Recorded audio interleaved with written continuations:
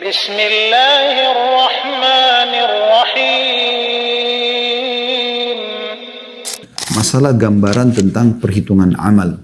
Dan kita dalam pertemuan ini hanya membahas satu bab karena cukup panjang bahasannya. Yang jelas teman-teman sekalian, dalam pembukaannya kita harus mengetahui amal apapun, sekecil apapun yang Anda lakukan, baik itu perbuatan baik ataupun perbuatan buruk, akan Anda lihat dan akan Anda terima balasannya. Baik itu balasan yang menggembirakan kalau amal soleh atau kepatuhan kepada Allah, ataupun hukuman kalau kita berbuat dosa dan pelanggaran. Kecuali Anda sempat taubat selama di dunia ini, ya, selama Allah SWT berikan kesempatan, seperti misalnya hari ini. Hari ini adalah hari emas Anda. Kenapa saya katakan hari emas? Bukan karena hari Seninnya, tetapi karena hari di mana Allah masih memberikan Anda umur. Saya dan Anda masih diberikan oleh Allah SWT. Semoga Allah berikan banyak umur-umur ke depannya. Tapi ini adalah hari emas, karena hari ini dipastikan kita masih hidup. Artinya, kita belum tahu ke depannya masih hidup atau tidak, dan ini adalah hari yang kita anggap adalah hari terakhir kita. Bagaimana kalau masa-masa lalu kita semuanya diisi dengan kemaksiatan kepada Allah? Inilah kesempatan emas untuk taubat, kembali kepada Allah. Ikrarkan kepadanya istighfar dan juga taubat Anda. Astagfirullah wa atubu ilaih, tulus dari hati. Tinggalkan semua pelanggaran tersebut agar semua fasilitas dunia. Karena dengan taubat akan dihapuskan hukuman-hukuman dan juga catatan, maksud saya balasan daripada perbuatan dosa tersebut, dan yang otomatis fasilitas selama dunia juga akan dikembalikan oleh Allah Subhanahu wa taala. Dan juga tentunya di akhirat kita akan masih mendapatkan, atau kita pasti akan mendapatkan balasan surga yang dirindukan oleh setiap orang beriman, dan itu adalah tempat abadi, kenikmatan abadi selamanya. Dan Allah menggambarkan itu dalam banyak ayat-ayat Al-Quran. Kita coba lihat dalil yang pertama diangkat oleh penulis tentang amal-amal ini. Yang pertama surah Al-An'am ayat 62 yang diangkat oleh beliau. A'udzu billahi minasyaitonir rajim. Tsumma ruddu ila Allahi maulahumul haqq. Ala lahul hukmu wa huwa asra'ul hasibin. Ketahuilah bahwa segala hukum pada hari itu kepunyaannya, kepunyaan Allah SWT. Dan dialah pembuat perhitungan yang paling cepat. Ya, jadi maksudnya pada hari kiamat akan dibangkitkan dan akan dihisab oleh Allah Subhanahu wa taala. Tidak ada seorang hamba pun yang akan terzalimi pada saat itu. Allah mengatakan dalam firman yang lain, innallaha la yadhlimu mithqala dzarrah wa in taku hasanan yudha'ifha wa yu'ti min ladunhu ajran 'azima. Allah tidak akan menzalimi seperti biji sawi pun seorang hamba. Bahkan sebaliknya, kalau itu perbuatan baik maka Allah akan lipat gandakan. Kemudian dalam firman Allah yang lain surah Al-Insyiqaq ayat 7 sampai ayat 12. Tapi seperti biasa di buku kita ini, kalau penerbit tidak tulis ayatnya, kita coba buka di aplikasi kita di handphone Al-Qur'annya. Kita lihat surah Al-Insyiqaq ya, ayat 7 sampai ayat 12. Saya akan bacakan dari awal surahnya, surah nomor 84, Al-Insyiqaq, artinya terbelah. Ya. Nanti langit pada hari kiamat akan terbelah. Ini kisah tentang hari kiamat nantinya, dan Allah Subhanahu Wa Taala sudah memberikan kepada kita bocorannya. Dan ini kita bersyukur karena kita mengetahui supaya kita bisa menghindar dari hal-hal yang buruk yang bisa menimpa seseorang kena pelanggaran di dunia di sana nanti. Bunyinya a'udzubillahi minasyaitonirrajim, surah nomor 84. Sekali lagi saya akan baca dari ayat 1 sampai saksi bahasan kita ayat 12. Bismillahirrahmanirrahim. Idas sama'un syaqqat. Apabila langit itu benar-benar terbelah, ini pada hari kiamat. Ayat 2-nya, wa adzinat li rabbiha wa huqqat, dan patuh pada Tuhannya. Langit yang besarnya luar biasa, luasnya luar biasa ini, para ilmuwan pun hanya bisa menggeleng-geleng kepala karena luasnya dan banyaknya keajaiban di langit sana. Allah mengatakan pada saat itu dia akan patuh. Dan memang langit selalu patuh pada Tuhannya karena dia juga makhluk. Dan sudah semestinya langit itu patuh. Ayat 3-nya, wa idzal ardu muddat, dan apabila bumi diratakan, karena pada hari kiamat tidak lagi gunung, tidak ada lautan. Dalam ayat yang lain dikatakan dibenturkan sekali benturan antara gunung-gunung, dicabut dulu gunung-gunung dari bumi ini, dan dibenturkan dengan bumi sekali benturan sehingga menjadi tanah yang berpasir putih yang akan menjadi mahsyar nanti. Kemudian ayat 4-nya, wa alqat ma fiha wa takhallat, dan dilemparkan apa yang ada di dalamnya dan menjadi kosong. Nggak ada lagi bebannya bumi itu. Kecuali jenazah-jenazah dari manusia dan jin yang akan dibangkitkan. Hewan-hewan gitu kan. Kemudian ayat 5-nya Allah mengatakan wa'adinat li rabbiha wa huqqat, dan patuh kepada Tuhannya, dan sudah semestinya bumi itu patuh. Pada waktu itu manusia akan mengetahui akibat perbuatannya. Kemudian ayat 6-nya ya ayyuhal insanu innaka kadihun ila rabbika qadhan famulaqi. Hai manusia, sesungguhnya kamu telah bekerja dengan sungguh-sungguh menuju Tuhanmu dan pasti kamu akan menemuinya. Artinya kau berbuat baik atau berbuat buruk, kau bersungguh-sungguh mengejar itu. Orang yang mau berbuat ibadah, sholat, puasa, baca Quran, dia sungguh-sungguh, dia akan dapat balasannya. Dan juga orang yang berbuat dosa, berzina, berbohong, riba, segala macam, dia juga akan temukan akibatnya. Ayat 7 dan ini diangkat oleh penulis sebagai saksi bahasan. فَأَمَّا مَنْ أُوتِيَ كِتَابَهُ بِيَمِينِهِ. Adapun orang-orang nanti di mahsyar yang diberikan kitabnya di sebelah kanannya. Semoga kita termasuk ini insya Allah. Karena orang-orang yang diberikan kitab itu akan berterbangan nanti. Dan akan datang ke tangan kita tanpa kita bisa atur. Jadi yang akan masuk ke dalam surga datang ke sebelah kanannya. Dan pada saat dia terima dengan tangan kanannya, dia akan mengatakan di ayat 8-nya, فَسَوْفَ يُحَاسَبُ حِسَابًا يَسِيرًا. Allah mengatakan, maka dia akan diperiksa dengan pemeriksaan yang mudah. Kenapa diperiksa? Mesti diperlihatkan. Jadi walaupun dia akan lolos ke surga, tetap diperlihatkan ini pada saat kau lahir, tangisan pertama, kedipan mata pertama, gerakan jari pertama, nafas pertama, terus sampai meninggal dunia. Ya, baik buruknya semua akan dilihat. Mungkin dia pernah berbuat dosa, tapi kemudian dia bertaubat. Misalnya di umur 15 tahun dia buat dosa, umur 17 tahun dia taubat. Semua dipaparkan, dia bisa lihat. Wa yanqalibu ila ahlihi masrura. Ayat 9-nya, dan dia akan kembali kepada kaumnya, maksudnya yang sama-sama beriman dalam kondisi gembira. Karena orang beriman nanti yang terima buku sebelah tangan sebelah kanan semua akan berkumpul. Kemudian ayat 10-nya wa amma man utiya kitabahu wara'a dhahri. Adapun orang yang diberikan kitabnya dari belakang. Ya, dalam ayat lain tangan kirinya yang dia terima dari belakang, ya. Tangan kirinya fasawfa yad'u thubura. Di ayat 11-nya maka dia akan teriak karena dia sudah tahu dengan tangan kiri yang dia terima dari sebelah kiri atau dari belakangnya, maka pasti dia akan masuk ke neraka. Depan orang-orang semua nanti di mahsyar, depan kita semua ini akan kita lihat neraka dengan gemuruhnya. Ya. Letupan-letupannya. Orang-orang yang dilempar sana yang histeri. Maka orang ini mengatakan celakalah aku. Dia bicara. Wa na'udzubillah. Semua kita tidak termasuk di sini. Ayat 12-nya wa yasla sa'ira, dan dia akan dimasukkan ke dalam api neraka yang menyala-nyala. Apa sebabnya? Disebutkan. Sekarang kita baca juga ayat 13-nya supaya menjelaskan paparan lebih lanjut ya. Apa yang Allah ingin sampaikan dalam firman-Nya walaupun penulis hanya mengangkat saksi bahasan ayat 7 sampai ayat 12. Ayat 13-nya sebabnya mereka dilemparkan dalam api neraka. Innahu kana fi ahlihi masrura. Di ayat 13. Sesungguhnya dia dahulu di dunia bergembira di kalangan kaumnya. Maksudnya yang sama-sama kafir. Ayat 14-nya innahu dhanna alla yahur. Sesungguhnya dia menyangka bahwa sekali-kali dia tidak akan dikembalikan kepada Tuhannya. Jadi mereka berpesta foya, mabuk-mabuk, seks bebas, narkotika, pembunuhan, segala macam. Ya. Perampokan, pencurian. Mereka pikir tidak ada hisapnya semua. Ini keburuhan. Mereka tidak faham. Mereka kira mereka tidak akan dikembalikan pada Tuhannya. Ya, seperti juga sekarang perkataan orang-orang ateis kan gitu. Gak ada itu, apa itu kematian setelah mati dibangkitkan, dari mana buktinya? Seperti itu. Dan itu pernah terjadi, salah satu tokoh Quraisy pernah datang mengambil tulang-tulang unta yang sudah lama mati lalu dihancurin sampai seperti debu, lalu dia datang ke hadapan Nabi SAW di depan Ka'bah, lalu dia lempar ke wajah Nabi debu tersebut, debu tulang-tulang unta yang sudah mati ya. Lalu dia mengatakan, "Man yuhyil idhama wa hiya ramim," dalam surah Yasin. Siapa yang hidupkan tulang-tulang setelah jadi ramim, jadi kayak debu begini? Maka Allah menyuruh Nabi SAW menjawab, "Qul yuhyiha alladhi ansha'aha awwala marrah wa huwa bikulli khalqin alim."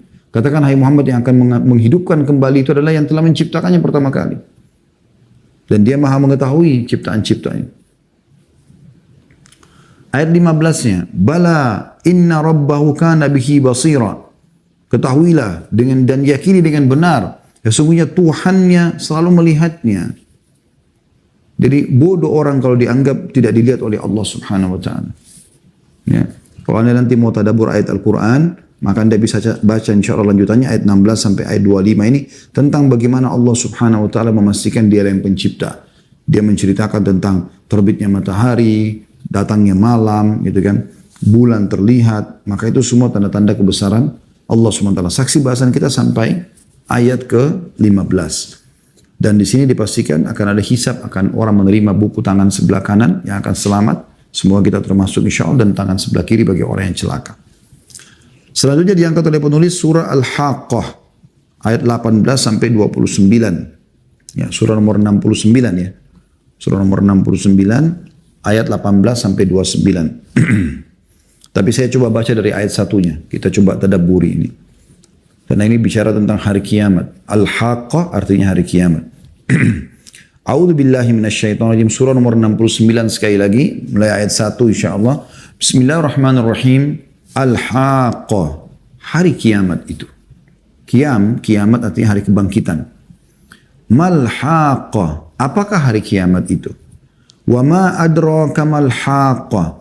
Tahukah kamu apa itu hari kiamat? Sudah pernah kau pelajari? Sudah pernah kau dengar? Kadzabat Tsamud wa 'Adun bil qari'ah. Ketahuilah ada kaum sebelum kalian bernama Tsamud, kaumnya Nabi Saleh, dan kaum 'Ad, kaumnya Nabi Hud, yang telah mendustakan hari kiamat. Fa amma Tsamud fa uhliku bit taghiyah. Kalau kaum Tsamud, karena mereka pungkiri enggak ada tuh kiamat. Apa itu hai Saleh? Kamu bicara apa tentang kebangkitan, tentang kematian? Maka mereka telah kami binasakan, atau dibinasakan dengan kejadian yang luar biasa. Kaum Tsamud Allah binasakan semuanya yang kufur. Wa amma 'Adun fa uhliku birihin sarsarin 'atiyah. Adapun kaum 'Ad, kaumnya Nabi Hud, mereka tinggi besar postur tubuhnya, gitu kan? Bisa membangun bangunan atau memahat gunung-gunung. Maka mereka telah dibinasakan dengan angin yang sangat dingin lagi amat kencang. Sakharaha 'alaihim sab'a layalin wa thamaniyata ayyamin khusuman fatara al-qaum fiha sar'a ka'annahum a'jazu nakhlin khawiyah. Yang Allah menimpakan angin itu kepada mereka selama 7 malam dan 8 hari terus menerus. Maka kamu lihat kaum 'Ad pada waktu itu mati bergelimpangan seakan-akan mereka tungkul pohon kurma yang telah kosong. Ayat 8-nya, fahal tara lahum min baqiyah. Maka kamu tidak melihat seorang pun yang tinggal di antara mereka. Atau ini lebih kepada pertanyaan, Allah SWT mengatakan, apakah kalian bisa melihat bekas mereka? Ada orang yang hidup di antara mereka? Tidak ada lagi, tinggal kisah saja gitu.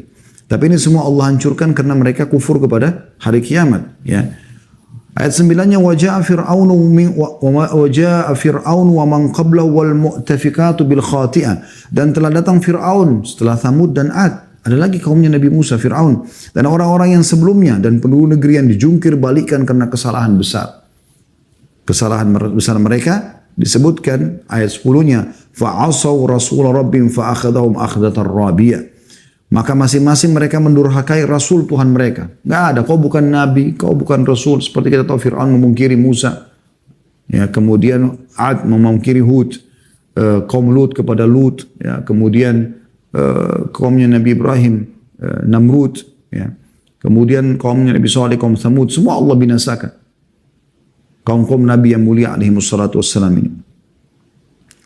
Dan masing-masing mereka mendurhakai Rasul Tuhan mereka. Lalu Allah menyiksa mereka dengan siksaan yang sangat keras.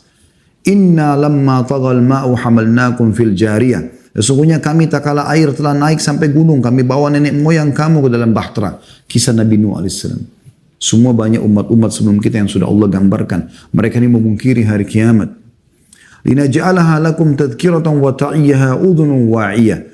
Agar kami jadikan peristiwa-peristiwa mereka itu sebagai peringatan bagi kamu. Dan agar diperhatikan oleh telinga yang mau mendengar. Ayat 13-nya. فَإِذَا نُفِخَ فِي السُّورِ نَفْخَةٌ وَاحِدَةٌ. Maka apabila sangkakala ditiup sekali tiupan. Ayat 14-nya. وَحُمِلَتِ الْأَرْضُ وَالْجِبَالُ فَدُكَّتَا دَكَّةً وَاحِدَةً. Ini tadi yang saya katakan ya. Apa yang Allah bilang? Dan diangkatlah bumi dan gunung-gunung lalu dibenturkan keduanya sekali bentur. Jadi gunung-gunung Allah copotkan semua dari muka bumi ini sehingga dikeluarkan semua bebannya bumi jadi ringan. Lalu kemudian dibenturkan sehingga menjadi tanah saja, gitu kan. Ayat 15-nya, fa yauma idzin waqa'atil waqi'ah. Maka pada hari itu terjadilah hari kiamat. Ayat 16-nya, wa insyaqqatis sama'u fa hiya yauma idzin wahiyah. Dan terbelahlah langit. Karena pada hari itu langit menjadi lemah. Yang kita lihat sekarang langit begitu kokoh aja bangunan di atas kepala kita. Sampai generasi demi generasi manusia banyak mati, langit tetap sama. Pada hari itu hari kiamat akan menjadi lemah. Lalu ayat 17-nya Allah menggambarkan wal malaku ala arjaiha wa yahmilu arsy rabbika fawqahum yawma idzin thamaniyah, dan malaikat-malaikat berada di penjuru-penjuru langit, dan pada hari itu 8 orang malaikat menjunjung arsy Tuhanmu di atas kepala mereka. Artinya kita bisa menyaksikan malaikat pada saat itu, dan Allah Azza wa Jalla datang untuk menghakimi hamba-hambanya. Ayat 18 ini yang diangkat saksi bahasan oleh penulis, yauma idzin tu'raduna la takhfa minkum khafiyah. Pada hari itu kamu dihadapkan kepada Tuhanmu, tiada sesuatu pun dari keadaanmu yang tersembunyi bagi Allah. Semua dari hal yang kecil, melirik saja, ya, niat saja, Allah tahu semuanya. Ayat 19-nya, فَأَمَّا مَنْ أُوتِيَ كِتَابَهُ بِيَمِينِهِ فَيَقُولُ هَاؤُمُ اقْرَءُوا كِتَابِيَهْ. Adapun orang-orang yang diberikan kepadanya kitabnya dengan sebelah kanannya, tangan kanannya, semoga kita termasuk ini. Maka dia berkata, ambillah, bacalah kitabku ini. Karena gembira, dia tahu dia akan selamat. Walaupun dia tidak lihat isinya, dia tahu dia akan selamat. Ayat 20-nya, Inni dhanantu anni mulakin hisabiyah. Ya, sungguhnya aku yakin bahwa aku telah menemui hisab terhadap diriku. Sehingga aku akan selamat. Ayat 21-nya Allah pastikan fahuwa fi 'isyatir radiyah. Maka orang itu dalam kehidupan yang diridhoi. Maksudnya dia puas, ridho itu artinya puas. Ayat 22-nya di mana itu? Fi jannatin 'aliyah, dalam surga yang tinggi, maksudnya bangunan-bangunannya tinggi, ya. Ayat 23-nya kutufuha daniyah, buah-buahannya dekat, mudah dipetik. Sebagian ulama mengatakan kalau kita di dunia ini masih harus mengulurkan tangan untuk memetik buah, maka di surga tidak. Kita baru kepengen buah tertentu, buah itu mendekat, lalu kemudian menundukkan pohon itu, menundukkan ranting-rantingnya sampai mendekati tangan kita sehingga mudah dipetik. Ayat 24-nya dikatakan kepada ahli surga, kulu washrabu hani'an bima aslaftum fi ayyamil khaliyah. Kepada mereka dikatakan makan dan minumlah dengan sedap disebabkan amal-amal yang telah kamu kerjakan pada hari-hari yang lalu di dunia, puasa, zakat, sholat, sedekah, bakti orang tua, dan seterusnya. Ayat 25-nya, wa amma man utiya kitabahu bishimalihi fayaqulu ya laitani lam uta kitabiyah. Adapun orang yang diberikan kepadanya kitabnya di sebelah kirinya, ya. Tadi ayat-ayat yang sebelumnya dalam surah Al-Haqqah atau Al-Insyiqaq itu adalah diambil dari belakangnya, tapi sisi kiri juga, ya. Maka dia akan berkata, wahai alangkah baiknya kiranya tidak diberikan kepadaku kitabku ini. Dia berharap tidak terima buku amalnya. Ayat 26-nya, walam adri ma hisabiyah, dan aku tidak mengetahui apa hisab terhadap diriku. Semoga aku tidak tahu itu. Dia berharap begitu. Lalu dia berharap orang-orang kafir, orang munafik, orang musyrik, ya. Ya laitaha kanatil qadiyah. Ayat 27-nya. Wahai kiranya kematian waktu di dunia itu sudah menyelesaikan segala sesuatunya. Mereka berharap tidak dibangkitkan lagi. Ma agna anni maliyah. Ayat 28-nya. Dia mengatakan hartaku sekali-kali tidak bermanfaat kepadaku. Semua prestasi dunia, jabatan, nama baik, harta dan segala macam, semua tidak ada gunanya. Halaka anni sultaniyah. Ayat 29-nya. Telah hilang kekuasaanku dariku. Sampai sini diangkat oleh penulis bahasannya. Tapi saya ingin lanjutkan supaya kita lebih jelas. Diapakan sih orang-orang kafir, orang munafik, orang musyrik ini? Allah gambarkan. 1400 tahun yang lalu turun ayat ini. Dan kita sekarang diingatkan oleh Allah SWT dan akan terus dibaca oleh orang yang beriman sampai hari kiamat nanti. Ayat 30 Allah mengatakan khudhuhu fagullu. Allah berfirman pegang dia dengan kuat lalu belenggu tangannya ke lehernya, ya. Tsummal jahima sallu. Ayat 31-nya. Kemudian masukkan dia ke dalam api neraka yang menyala-nyala. Thumma fi silsilatin dhar'uha 70 dhira'an fasluku. Kemudian belit dia dengan rantai yang panjangnya 70 hasta. Ini subhanallah luar biasa, ya. Manusia nanti tingginya di hari kiamat itu mirip tingginya Nabi Adam, 60 hasta. Rantai yang dibelilitkan pada tubuhnya 70 hasta. Artinya dililit dari kakinya ada lebih 5 hasta. Dililit di badannya sampai 60 hasta. Ada 5 hasta lagi lebih di kepalanya. Artinya dia akan dililit dengan rantai yang sangat besar. Tidak ada celah tubuhnya. Sudah dibelenggu tangannya sampai ke, ya, lehernya. Dililit lagi dengan rantai tersebut. Anda bisa bayangkan bagaimana luar biasa itu. Lalu dilempar ke api neraka. Dan kita tahu besi-besi ini kalau kena api maka akan lebih panas. Ini siksaan yang luar biasa.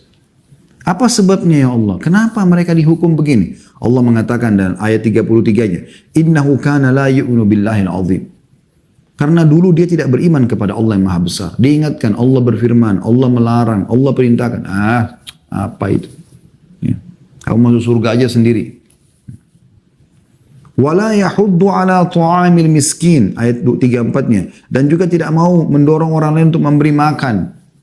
Dia tidak mau menyumbang, dia juga tidak mau ya ikut sama orang-orang yang menyumbang, dia juga tidak mengajak orang lain.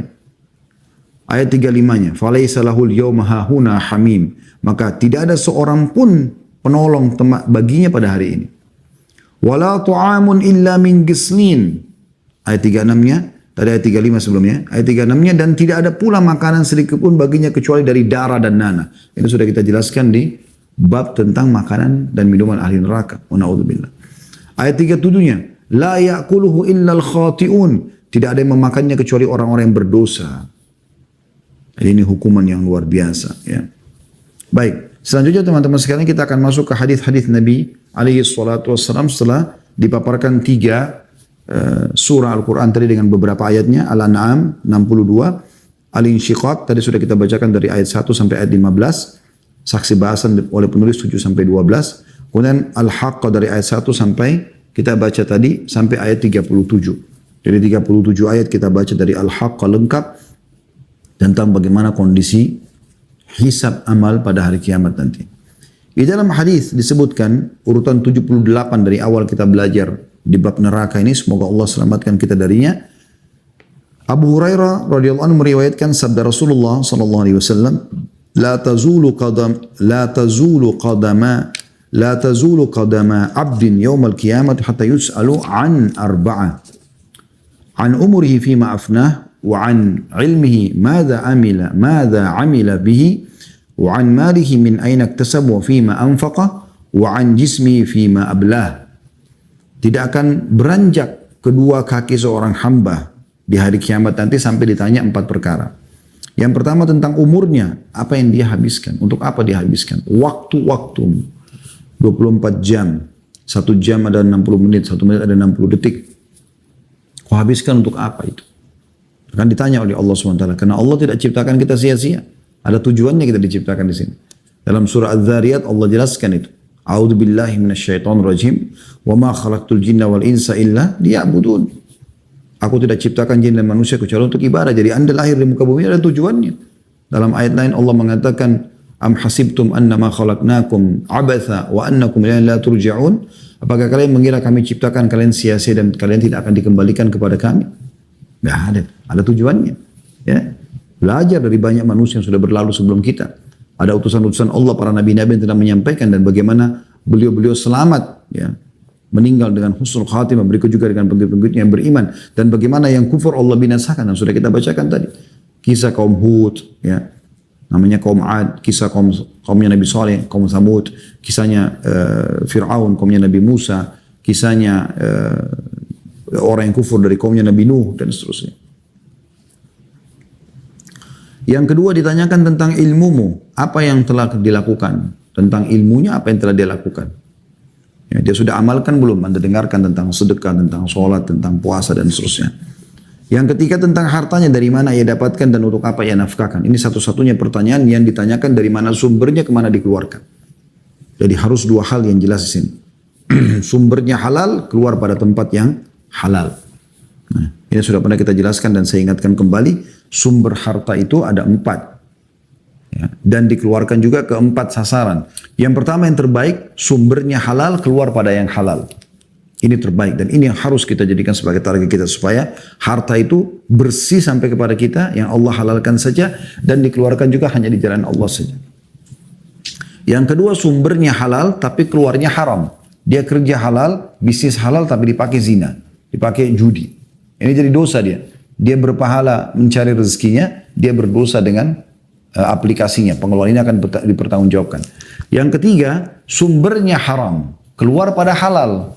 Jadi misalnya dia sumbernya haram, hasil korupsi, hasil curian, kemudian dia keluarkan pada yang haram. Pada yang halal. Kayak misalnya semua hari korupsi, uang korupsi tapi dipakai umroh, pakai bangun masjid. Ini nggak boleh. Jadi haram semua, dosa. Dosa sumbernya, dosa juga pengeluarannya. Karena walaupun itu adalah kebaikan, tetap dari sumber haram. Tidak boleh. Itu hanya dalam sebuah hadis dikatakan hanya akan menambah hukuman Allah padanya. Yang terakhir, yang keempat, yang paling buruk, sumbernya haram, keluar pada haram. Hasil curian dipakai zina. Nah, kita harus jadi golongan yang pertama di sini. Kemudian yang terakhir, yang keempat, serta tentang tubuhnya untuk apa ia pergunakan. Mata melihat, telinga mendengar, tangan mengangkat, menyentuh, meraba, kaki melangkah. Ini dia pakai untuk apa? Hadis ini sahih riwayat Tirmidzi dengan sanad hasan sahih di jilid 4 halaman 36. Ini berarti akan ada hisab nanti, ditanyakan semuanya oleh Allah SWT. Dalam beberapa riwayat lain, sampai air dingin pun yang kita minum akan ditanyakan oleh Allah SWT. Hadis nomor 79 dari awal kita belajar, Aisyah radhiyallahu anha meriwayatkan sabda Nabi SAW, barang siapa yang dikeluarkan hisabnya, maka ia diazab. Aku bertanya, bukankah Allah berfirman, adapun orang-orang yang diberikan kitabnya dari sebelah kanannya, maka ia akan diperiksa dengan pemeriksaan yang mudah, dan dia akan kembali kepada kaumnya, yaitu orang-orang yang sama beriman, dengan gembira. Al-Insyiqaq ayat 7 sampai ayat 9. Maka beliau SAW menjawab, itu adalah al-ard atau penyampaian, dan tidak ada seorang pun yang dihisab pada hari kiamat melainkan ia binasa. Hadis riwayat Bukhari jilid 11 halaman 400 dan Muslim di jilid 17 halaman 208. Ya, jadi kalau orang-orang beriman yang memang sudah terima bukunya dengan tangan kanannya, dan semoga insya Allah kita termasuk itu mereka hanya disampaikan saja. Ini ingat, ini lihat histori hidupmu nih. Dari awal kau lahir, tangisan pertama, kedipan mata pertama, gerakan tangan pertama, apalah makanan pertama, dan seterusnya yang ke-100, yang ke-1000 sampai kita meninggal dunia. Adapun kesalahan-kesalahan yang sempat dilakukan lalu kemudian bertobat, itu dibersihkan dengan taubatnya, maksudnya dimaafkan hisabnya, tapi tetap dipaparkan kepada dia supaya dia tahu, oh iya pernah dia lakukan perbuatan tersebut. Nah, itu namanya penyampaian, ayrut. Tapi kalau ada orang yang dihisab oleh Allah, kenapa kau lakukan ini, dipertanyakan, kemudian dia bantah, maka itu dia akan diazab oleh Allah Subhanahu wa taala. Hadis ini menjelaskan atau memberikan gambaran akan ada hisab hari kiamat. Hadis ke-80. Aisyah radhiyallahu anha meriwayatkan juga bahwa ia mengatakan Rasulullah SAW bersabda, berlaku benarlah, saling dekatlah, dan berikanlah kabar gembira. Karena yang memasukkan seseorang ke dalam surga bukanlah amalnya. Maka mereka para sahabat bertanya, termasuk engkau wahai Rasulullah? Kata beliau, termasuk aku. Hanya saja Allah meliputiku dengan rahmatnya. Hadis riwayat Bukhari, jilid 11 halaman 294 dan Muslim jilid 17 halaman 161. Hadis ini teman-teman sekalian juga memberikan gambaran kepada kita bagaimana Nabi SAW menggambarkan berlaku benarlah, maksudnya sesuai dengan apa yang Allah anggap benar. Kerjakan itu saja, yang wajib dan yang sunnah. Tinggalkan semua yang dilarang. Saling dekatlah, maksudnya saling memberi peringatan, ya, saling mendukunglah, gitu kan. Dan berikanlah kabar gembira. Karena tidak ada berita gembira, maksudnya kalau dengan patuh kau akan masuk surga, kau akan selamat. Itu saja, di dunia kau akan dapat fasilitas, di akhirat juga kau akan selamat. Karena tidak ada seorang pun yang masuk surga dengan amalnya. Tidak ada, walaupun anda beribadah 500 tahun, sholat 500 tahun, sedekah, bukan karena itu anda masuk surga. Tapi karena rahmat Allah Subhanahu wa ta'ala. Amal itu ya, akan membantu kita meninggikan derajat di surga. Tapi masuk surganya sendiri itu dengan rahmat Allah. Makanya para sahabat penasaran mengatakan, anda juga ya Rasulullah? Kata Nabi SAW, iya, saya pun begitu. Tapi ini menandakan bahwasanya ya, akan ada hisab hari kiamat. Amal-amal tetap akan ditimbang oleh Allah SWT walaupun dia bukan penyebab masuk ke dalam surga, gitu kan? Karena masuk surga dengan rahmat Allah SWT. Ada orang mungkin berbuat dosa lebih banyak daripada amal solehnya, tapi karena rahmat Allah, ya, sebagian ulama mengatakan dia tidak membantah, ya, pada saat Allah mengatakan kau kerjakan ini, ya Allah, dia akui semua, maka bisa Allah maafkan. Ya, sebagaimana ada orang nanti dikatakan dalam sebuah hadis sahih, dikatakan hari kiamat dosanya bergunung-gunung. Lalu kemudian Allah mengatakan kepada malaikat-malaikatnya, Allah diperintahkan mengatakan kepada dia, ya, apakah ada amalmu yang bisa mengimbangi dosa-dosamu? Dia mengatakan tidak ada. Amal apa lagi? Udah dosa saya sebanyak ini. Lalu dikeluarkanlah kartu bitaqah dalam bahasa Arab, ya, yang tertulis la ilaha illallah, yang pernah dia ikhlas mengucapkan itu. Dia tidak pernah melanggar, merusak kalimat la ilaha illallahnya, tidak pernah menyekutukan Allah. Kemudian ditimbang di timbangan yang satu, lalu terlemparlah semua dosa-dosanya, gitu kan. Dikalahkan itu dengan rahmat Allah. Ya. Makanya dalam pemahaman ahli sunnah wal jamaah, semua pelaku dosa itu dikatakan tahta masyiatillah, di bawah naungan Allah Subhanahu wa taala. Insya adzaba, kalau Allah mau Allah siksa, wa insya ghafaralah, kalau Allah mau Allah bisa ampuni.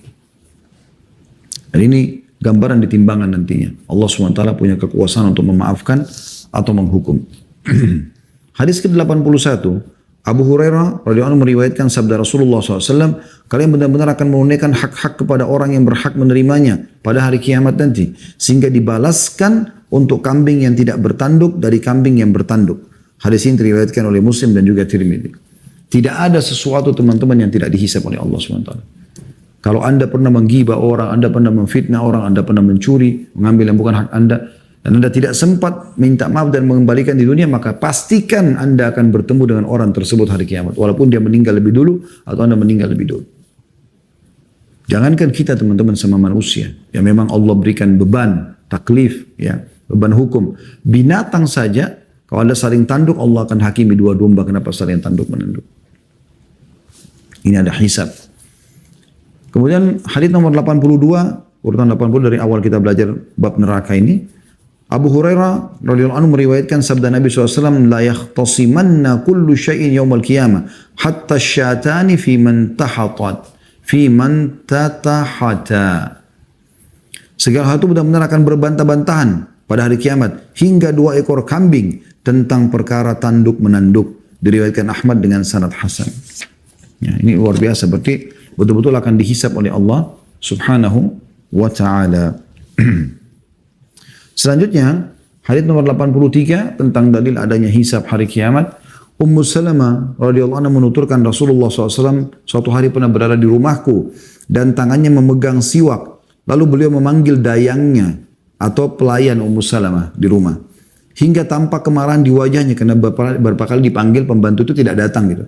Kemudian Ummu Salamah pergi ke kamar pembantu tersebut, ternyata menjumpai pelayan atau pembantu itu sedang bermain batu. Maka Ummu Salamah mengatakan, mengapa aku melihatmu bermain-main dengan batu itu padahal Rasulullah SAW memanggilmu? Ia menjawab kepada Rasulullah, tiba-tiba pembantu itu lari lalu datang kepada Nabi SAW. Tidak demi zat yang mengutusmu dengan hak, aku tidak mendengarmu. Jadi betul-betul aku tidak tahu kalau anda memanggil. Maka Rasulullah SAW bersabda, seandainya bukan karena kisos, niscaya aku akan memukulmu dengan kayu siwak ini. Hadis ini diriwayatkan oleh Abu Ya'la dengan sejumlah sanadnya, dan salah satunya bagus sebagaimana dinyatakan oleh Mundhiri dalam Targhib Tarhib di jilid 6 halaman 193. Ya, jadi Nabi SAW memastikan kalau bukan karena kisos itu akan dihukum nanti hari kiamat, akan dihisab oleh Allah. Anda sembarangan main tonjok orang, main jambak orang, main lakukan segala macam kesalahan, Anda tidak minta maaf, di akhirat akan dihisab oleh Allah SWT. Nabi SAW mengatakan kalau bukan karena kisos, khawatir nanti malah ini akan menjadi masalah di hari kiamat, maka saya akan memukulmu dengan kayu siap. Kenapa kau tidak datang pada saat saya panggil? Tapi Nabi SAW tidak lakukan. Menggambarkan ini semua nanti akan ditanyakan oleh Allah SWT. Kenapa kau pukul si fulan? Kenapa kau marahin si fulan? Kenapa kau caci maki si fulan? Ya, kalau memang dia berhak untuk itu, karena dia melakukan pelanggaran, maka lepas anda hari kiamat. Tapi kalau tidak, maka anda pasti akan dihukum oleh Allah Subhanahu wa ta'ala. Ya. Anda masih ingat saya pernah sampaikan kisah Urwah bin Zubair rahimahullah. Mohon maaf, Urwah bin Zubair ini pernah melihat ada satu anak muda mencaci maki Hajjaj. Hajjaj adalah seorang yang zalim di zamannya, membunuh sembarangan orang gitu. Intinya dicaci maki lah Hajjaj. Hajjaj itu begini, begini. Padahal Hajjaj jelas-jelas berbuat salah gitu. Maka dia pun memegang tangan anak tersebut sambil mengatakan, wahai anak saudaraku. Maksudnya ayahmu adalah saudaraku juga dalam Islam. Janganlah kamu dengan Hajjaj sedang bersama-sama menuju ke Tuhan kalian. Dan pasti Allah akan mengambil hak-hak orang yang dizalimi oleh Hajjaj. Hajjaj buat kesalahan, bunuh orang segala macam, akan diambil. Tapi jangan lupa, Allah juga akan memberikan haknya Hajjaj dari orang-orang yang menzaliminya. Maksudnya kau sekarang bicarain dia, apa hubungannya sama kamu ini? Berarti kau akan nanti dihisab oleh Allah, akan diambil pahalamu diberikan pada Hajjaj, atau dosa Hajjaj kau akan tanggung. Maka mulai sekarang jangan sibukkan dirimu membicarakan aib orang lain. Ya. Kalau kita mau nasihat orang, sampai nasihat kita. Tapi kalau kita keluar-keluar sana sini, tidak sampai ke dia, menunjukkan kejengkelan, padahal sebenarnya kita tidak tahu apa-apa. Gitu. Ghibah itu menceritakan aib orang yang ada pada dirinya. Untuk apa? Dinukil artis fulan, aktor fulan, pejabat fulan, untuk apa kita bicara semua? Apa ada hubungannya sama kita? Kalau hubungannya sama kita, kita punya hak mungkin. Kalau tidak, untuk apa? Kita doakan semoga Allah berikan hidayah, semoga Allah hukum, terserah. Tapi jangan ikut-ikutan dalam masalah seperti ini. Hadis 84. Abu Hurairah radhiyallahu anhu meriwayatkan Rasulullah SAW bersabda, barang siapa mencambuk hamba sahaya dengan zalim, maka dia atau ia akan dikisos karenanya pada hari kiamat. Hadis riwayat Al-Bazzar dan At-Tabarani dengan sanad hasan, sebagaimana dinyatakan oleh Al-Mundhir dalam kitab At-Targhib jilid 6 halaman 193. Jadi siapapun yang melakukan kezaliman, hamba sahaya maksudnya orang dianggap manusia kelas 2 gitu kan. Karena dulu hamba sahaya itu bisa diperjualbelikan, hak majikannya. Itu pun kalau dia buat zalim, dia pukul, tetap akan dihukum oleh Allah SWT pada hari kiamat. Kalau Anda lakukan bukan karena ya dia berhak untuk melakukan itu atau mendapatkan hukuman tersebut, maka Anda akan dihisab oleh Allah Subhanahu wa taala. Hadis selanjutnya nomor 85, Abdullah bin Unais radhiyallahu anhu menuturkan ia pernah mendengar Nabi SAW bersabda, Allah mengumpulkan para hambanya pada hari kiamat dalam kurung atau mengatakan manusia. Maksudnya mengumpulkan hambanya atau manusia dalam keadaan telanjang, tak berkhitan dan tak berbusana, atau buhmam dalam bahasa Arab. Kami bertanya, apa buhmam itu ya Rasulullah?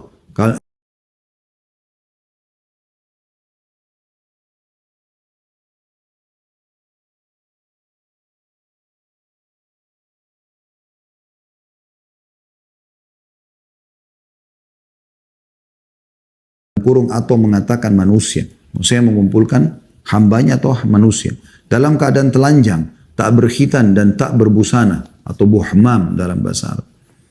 Kami bertanya, apa buhmam itu ya Rasulullah? Beliau menjawab, ia tidak memakai sesuatu apapun. Kemudian Allah menyeru mereka dengan suara yang didengar oleh orang yang jauh sebagaimana didengar oleh orang yang dekat. Akulah zat yang memberi balasan, akulah raja. Tidak patut seorang pun dari ahli neraka masuk neraka, sedangkan ia punya hak pada seseorang dari ahli surga, hingga aku mengkisasnya darinya. Dan tidak patut seorang pun dari ahli surga masuk ke dalam surga, sedangkan seorang dari ahli neraka punya hak terhadapnya, hingga aku mengkisasnya darinya. Hingga tamparan atau sampai tamparan. Ia mengatakan, kami bertanya, bagaimana caranya padahal kita datang dalam keadaan telanjang, tak berkhitan dan tanpa busana? Beliau menjawab, kebaikan dan keburukan.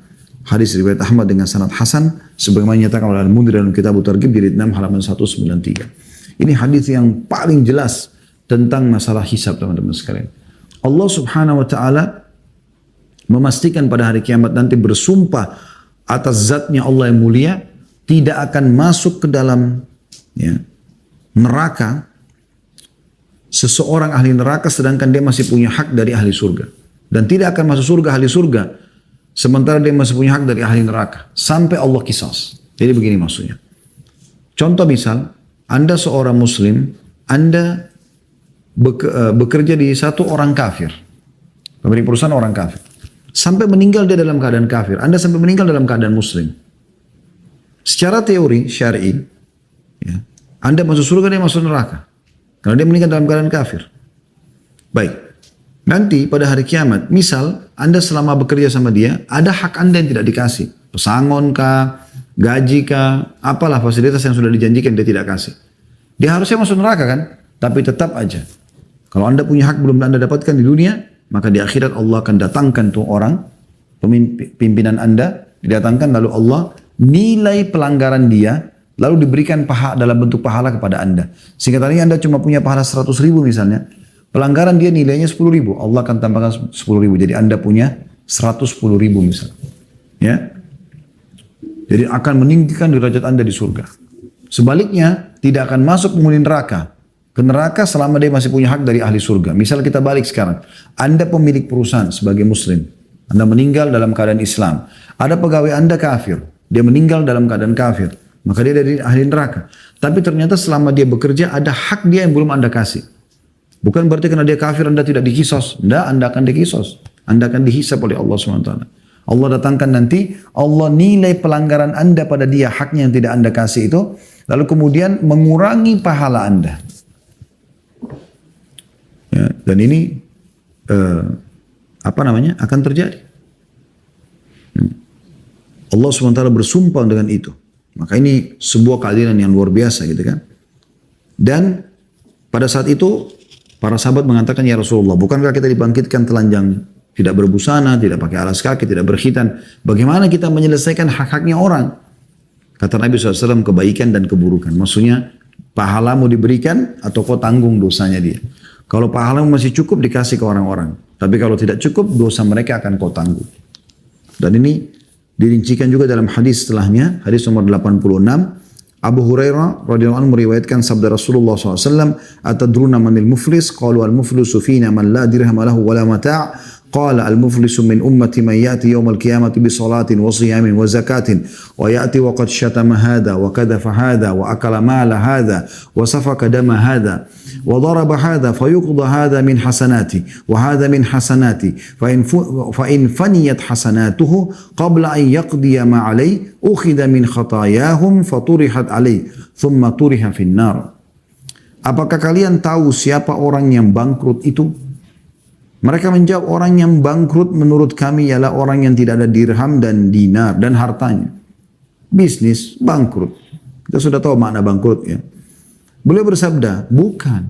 Orang yang bangkrut sebenarnya adalah dari umatku, orang yang datang pada hari kiamat membawa pahala sholat lengkap, puasa, zakat, juga membawa dosa karena pernah mencaci maki si fulan, menuduh si fulan, memakan harta si fulan, mengalirkan darah fulan, dan memukul si fulan. Lalu dosa-dosa itu ditebus dengan kebaikan-kebaikannya. Jika kebaikan-kebaikannya telah habis sebelum menyelesaikan kewajibannya, maka keburukan-keburukan orang-orang yang terzalimi ditimpakan kepadanya. Kemudian dilemparkanlah ia ke dalam neraka. Hadis ini riwayat Muslim dan juga Tirmidzi. Ini hadis yang luar biasa teman-teman sekalian. Orang yang bangkrut sebenarnya pada hari kiamat adalah orang ini. Ya. Dia bawa seluruh pahala-pahala ibadah lengkap, namun tidak ada manfaatnya buat dia sama sekali. Jadi malah dibagi-bagikan kepada orang yang dia zalimi, dan kalau sudah habis, masih ada yang harus dia tanggung dari cacian dia, dari fitnah dia, dari pukulan dia, maka akan diambil dosa-dosa mereka. Selanjutnya, hadis nomor 87 Abu Hurairah meriwayatkan, sekali lagi menggambarkan tentang hisab pada hari kiamat. Mereka bertanya, wahai Rasulullah, apakah kami akan melihat Rabb kami pada hari kiamat? Maka beliau SAW balik bertanya, apakah kalian kesulitan melihat matahari di tengah hari yang tidak berawan? Kalau lagi tidak ada awan, bisa nggak lihat matahari? Tentu bisa. Mereka menjawab tidak, maksudnya tidak kesulitan kami lihat matahari di siang hari tanpa awan. Beliau bertanya lagi, apakah kalian kesulitan melihat bulan di malam purnama yang tidak berawan? Mereka menjawab tidak. Maka beliau SAW bersabda, demi zat yang jiwaku berada di tangannya, kalian tidak kesulitan melihat Rabb kalian sebagaimana kalian tidak kesulitan melihat salah satu dari keduanya. Lalu hamba berjumpa dengan Rabbnya, maka dia Allah bertanya, wahai fulan, bukankah aku memuliakanmu, menjadikanmu sebagai pemimpin, menikahkanmu, menundukkan untukmu kuda dan unta, serta membiarkanmu menjadi pemimpin dan mengambil bagian dari 1/4 dari rampasan perang. Ia menjawab, iya wahai Rabbku. Lalu Allah bertanya, apakah kamu yakin bahwa kau akan berjumpa denganku? Ia menjawab, tidak. Jadi pada hari itu tidak bisa orang bohong. Subhanallah. Tidak bisa lisan kita mau bohong, nggak bisa. Akan mengatakan, iya. Karena Allah bilang di sini, setelah Allah jelaskan, bukankah aku sudah menikahkan kau, muliakan kamu segala. Dia aku iya. Lalu Allah tanya, apa kau yakin kau akan bertemu dengan aku di sini? Maka dia mengatakan tidak. Allah berfirman, sungguhnya aku melupakanmu pada hari ini, sebagaimana dulu kau melalaikanku. Kemudian Allah berjumpa dengan orang yang kedua, maka Allah bertanya, wahai fulan, bukankah aku memuliakanmu, menjadikanmu sebagai pemimpin, menikahkanmu, menundukkan untukmu kuda dan unta, serta membiarkanmu menjadi pemimpin dan mengambil bagian 1/4 dari rampasan perang? Ia menjawab, iya wahai Rabbku. Dia bertanya lagi, Allah bertanya, apakah kamu yakin bahwa kau akan berjumpa denganku? Ia menjawab tidak. Dia nggak bisa bohong. Walaupun dia mau bohong nggak bisa. Dia berfirman, Allah berfirman, sungguhnya aku melupakanmu pada hari ini sebagaimana dulu kau melalaikanku. Kemudian Allah berjumpa lagi dengan orang yang ketiga. Jadi contohnya bahwasanya Allah akan bertemu dan menghisap, menanyakan hamba-hambanya. Kemudian dia berjumpa lagi dengan orang yang ketiga, maka dia bertanya, Allah bertanya, D-nya besar kata ganti Allah, wahai fulan, bukankah aku memuliakanmu, menjadikanmu sebagai pemimpin, menikahkanmu, menundukkan untukmu kuda dan unta, serta membiarkanmu menjadi pemimpin dan mengambil bagian 1/4 dari rampasan perang? Ia menjawab, iya wahai Rabbku. Maka Allah bertanya, apakah kau yakin bahwa kau akan berjumpa denganku? Ia menjawab, wahai Rabb, aku beriman kepadamu, kitabmu dan rasul-rasulmu. Aku sholat, berpuasa, bersedekah dan memuji kebaikan menurut kemampuan. Lalu Allah berfirman, di sini kalau begitu. Kemudian Allah berfirman, sekarang kami akan mengutus saksi atasmu. Ia berfikir dalam hatinya siapa yang akan menjadi saksi atasnya. Lalu mulutnya dikunci dan ditanyakan kepadanya. atau dikatakan kepada pahanya, bicaralah. Maka paha, ya, kemudian daging dan tulangnya berbicara tentang amalnya. Hal itu agar ia tidak bisa membuat alasan terhadap dirinya. Itulah munafik dan itulah orang-orang yang dibenci oleh Allah. Hadis riwayat Muslim. Dari hadis ini menggambarkan pada kita bagaimana orang hari kiamat gak bisa berbohong.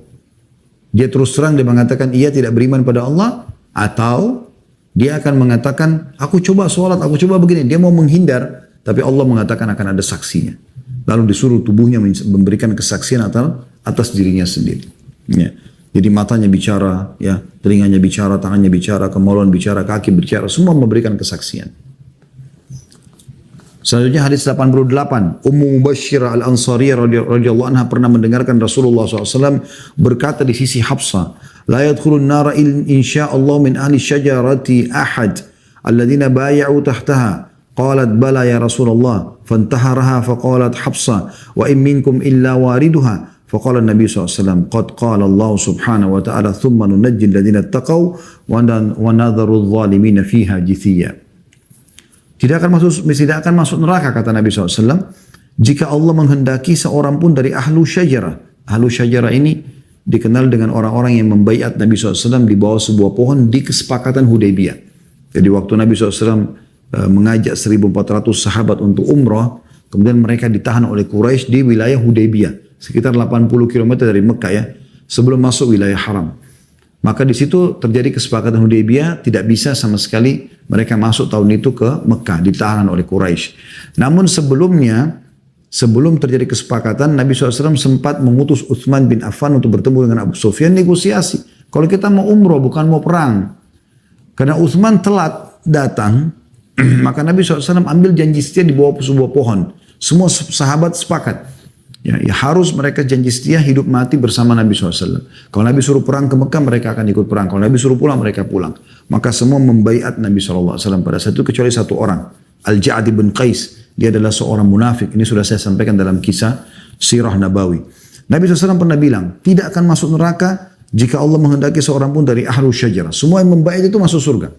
Karena Nabi SAW bilang setelah dibaiat, diambil janji setia dari mereka, mereka akan hidup mati bersama Nabi SAW. Maka Nabi bilang, kalian semua masuk ke dalam surga, kecuali orang yang sembunyi di belakang unta merah. Itulah Ja'ad bin Qais tadi, seorang munafik yang sengaja ikut untuk memata-matai saja. Hafsah berkata, tidak wahai Rasulullah. Maksudnya, masa sih semuanya masuk surga gitu? Maka beliau pun membentaknya atau memarahi Hafsah. Maka Hafsah mengatakan, bukankah Allah berfirman, artinya dalam surah Maryam ayat 71, dan tidak ada seorang pun darimu melainkan mendatangi neraka itu. Maka Nabi SAW menjawab, Allah subhanahu wa ta'ala juga sudah berfirman, lanjutannya, Maryam 72. Kemudian kami akan menyelamatkan orang yang bertakwa dan membiarkan orang-orang yang zalim dalam neraka dalam keadaan berlutut. Ya. Artinya, nanti akan ada kejadian ini pada hari kiamat. Bagaimana ada orang yang masuk surga, insya Allah tanpa hisab. Dan semoga kita termasuk di situ. Mereka hanya disampaikan penyampaian tadi, ya. Ini loh. Dari kamu lahir sampai kamu meninggal. Lalu kemudian dipersilakan masuk ke dalam surga. Termasuk ahlu syajarah atau orang yang membayat Nabi SAW di bawah pohon di kesepakatan Hudaybiyah. Kemudian selanjutnya hadis nomor 89, Abu Sa'id Al-Khudri radhiyallahu anhu menuturkan Rasulullah SAW bersabda, yuja'u binuhin yaumal qiyamah fayuqalu lah, hal ballagta? Fayaqulu na'am ya Rabbi.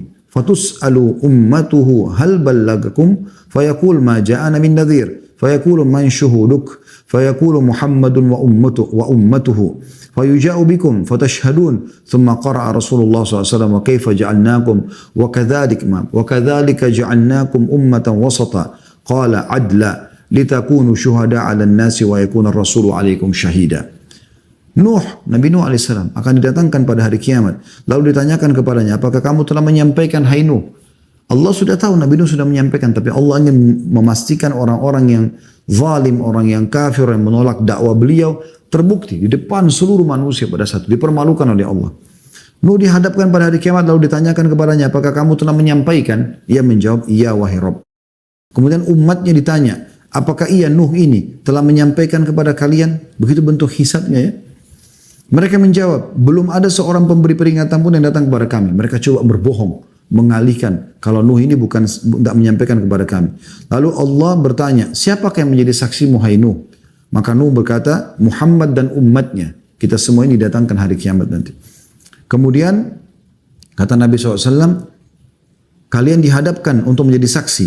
Kemudian beliau membaca firman Allah SWT yang artinya, dan demikianlah kami telah menjadikan kamu hai umat Islam, umat yang adil. Ya, kata beliau, wasata atau umat yang adil. Ya. Dan kamu menjadi saksi atas perbuatan manusia dan agar Rasul Muhammad SAW menjadi saksi atas perbuatan kalian. Surah Al-Baqarah 143. Dan nanti kita akan katakan, iya ya Allah benar, kau telah turunkan dalam surah Al-Anbiya, dalam surah Nuh, menceritakan kepada kami tentang Nabi Nuh. Sehingga kaumnya tidak bisa memungkiri masalah itu. Hadis ini riwayat Bukhari jadi 13 halaman 316. Kemudian hadis nomor 90 ini hadis terakhir dalam bab kita. Adi bin Hatim radhiyallahu anhu mengatakan Rasulullah SAW bersabda, "Ma minkum ahadun illa sayukallimuhu rabbuh, laisa bainahu wa bainahu turjuman, fayanzuru aymana minhu wa fala yara illa ma qaddam fala yara illa ma qaddama min amalihi wa yanzuru ash'ama minhu fala yara illa ma qaddam wa yanzuru baina yadayhi fala yara illa an-nara tilqa'a wajhi fattaqun nara walau bisyikki tamrah." Tidak ada seorang pun dari kalian melainkan Robnya akan bercakap-cakap dengannya tanpa perantara di antara keduanya. Ketika ia melihat sebelah kanannya, ia tidak melihat kecuali apa yang telah diberikan dari amalnya. Ia melihat sebelah kirinya, ia tidak melihat kecuali apa yang telah diberikannya. Ia melihat di hadapannya, dan ia tidak melihat kecuali neraka di hadapannya. Maka bertakwalah kepada Allah walaupun dengan menyedekahkan secuil kurma. Hadis ini riwayat Bukhari, jilid 11 halaman 400. Dan Imam Muslim jilid 7 halaman 101. Penutupan dalam hadis kita atau bab kita ini tentang masalah adanya hisab hari kiamat memastikan kepada kita bahwasanya Allah akan datang dan berbicara dengan setiap hambanya. Kita semua akan berbicara dengan Tuhan kita Allah Subhanahu wa taala. Satu-satu tanpa ada penterjemah. Pakai bahasa apa? Kuasa Allah. Karena bahasa Arab Allah yang ciptakan, bahasa Inggris Allah yang ciptakan, semua bahasa, bahkan semua manusia. Semua yang ada di alam semesta ini ciptaan Allah SWT. Allah akan menanyakan kepada dia. Kemudian dia melihat setelah itu amal-amal solehnya semua ditaruh di timbangan amal sebelah kanannya, amal buruk sebelah kirinya. Lalu dia tidak bisa menentukan apapun kecuali memang harus mengikuti keputusan Allah Subhanahu wa taala. Ini luar biasa teman-teman sekalian. Ya, ini dalil yang sangat jelas tentang masalah hisab hari kiamat. Maka Nabi SAW beri pesan di akhirnya, oleh karena itu selamatkan diri kalian. Ya. Pada hari kiamat walaupun harus bersedekah dengan secuil kurma saja. Jadi kalau kau cuma punya satu butir kurma, nggak ada yang lain, miskin sekali, kau hanya bisa cuil sedikit, disedekahkan, cuil itu. Supaya bisa menambah amal solehmu yang akan membantumu pada hari kiamat nanti. Allahu a'lam.